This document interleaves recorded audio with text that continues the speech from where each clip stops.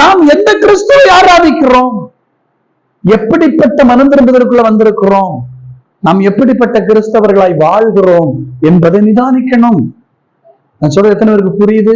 அப்ப நாம எப்படி ஏற்றுக்கொள்ளுகிறோம்? நான் உங்களை கேட்கிறேன், நீங்க எல்லாம் புனிதவான்களும் புனிதவதிகளுமா இருந்ததினால இயேசு உங்களை ஏற்றுக்கொண்டாரா?